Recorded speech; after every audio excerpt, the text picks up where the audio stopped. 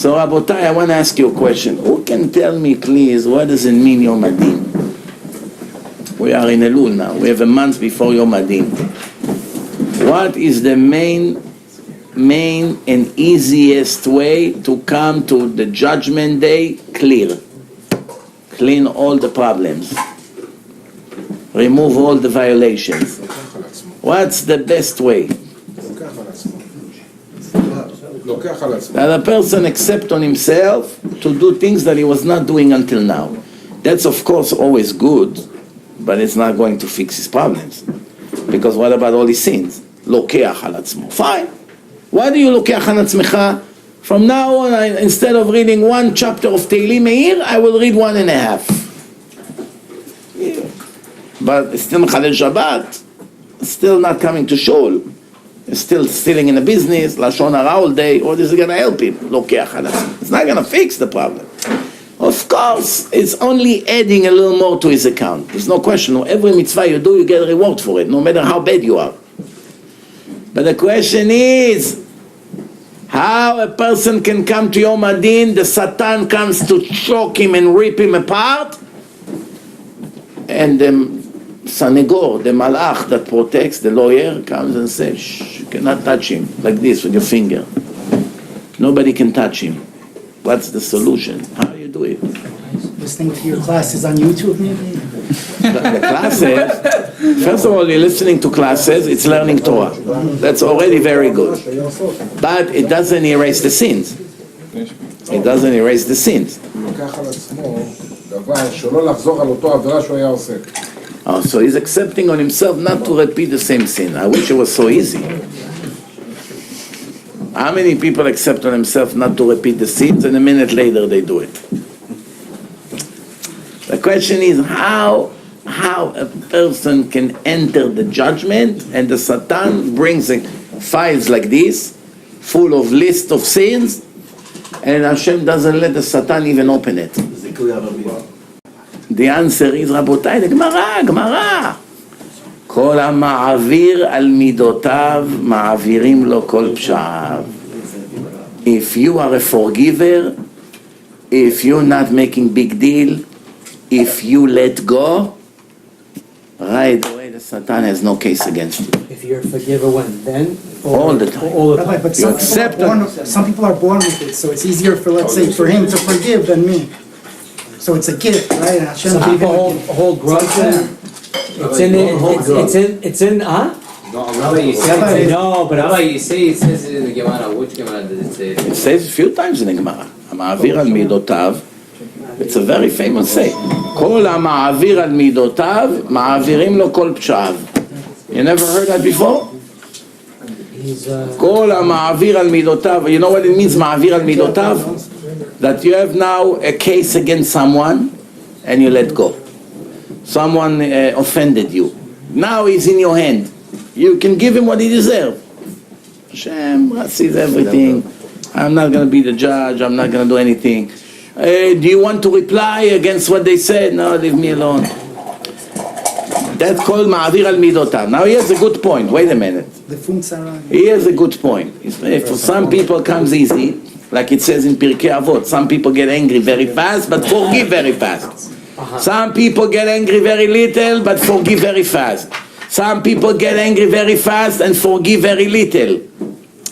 I mean, it's very slow, not little, very slow. So therefore, there's different kind of people. So he has a good point. We say, I see people, they're dying. They will not forgive. They destroy themselves. They won't forgive.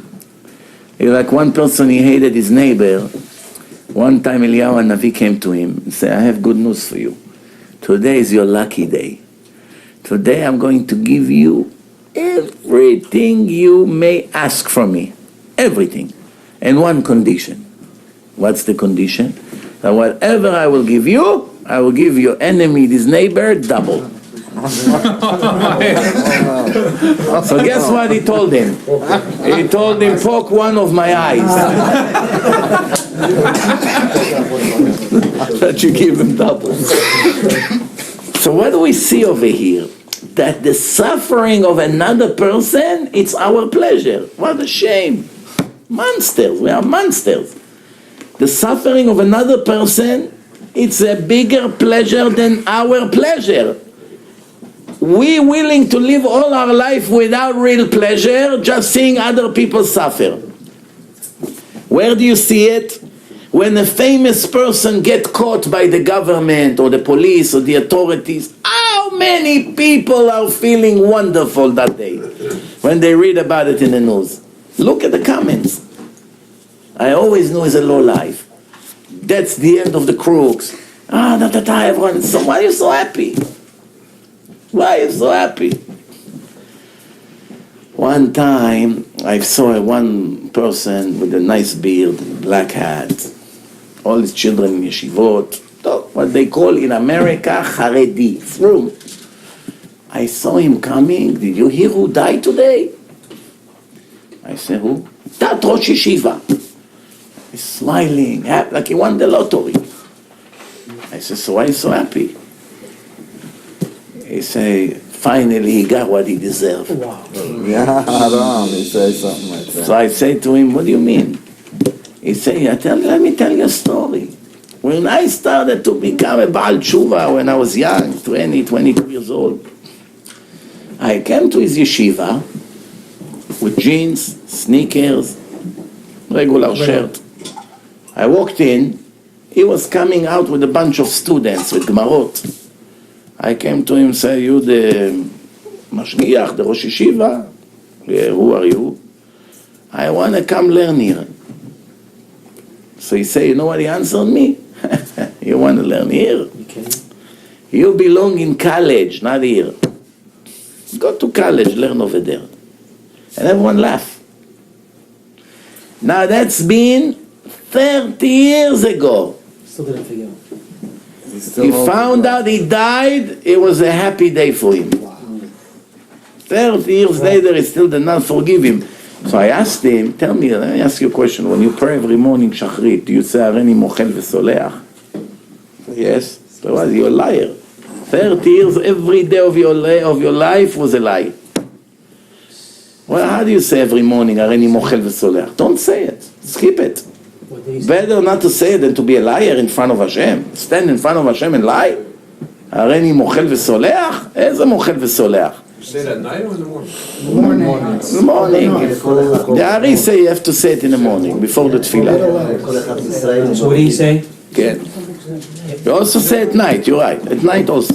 But Volgar, a question. How we can forget ourselves? Because sometimes we are mad of some actions that we did, let's say, Yes. and we need to find... We have a question from Romania here. Don't Yes. disturb, please. From Bucharest. No? Exactly. So Yeah. the question, what we should do in order to forgive ourselves, to be, at peace with ourselves. First of all, who told you we're supposed to forgive ourselves? That's not a good thing. If we forgive ourselves, we're not going to make tshuva. If a person forgive himself, I'm mechalel Shabbat, but I learned to live with that. I forgive myself for it. It's still mechalel Shabbat. You're not allowed to forgive yourself. Forgive to others. To yourself, you have to be very strict.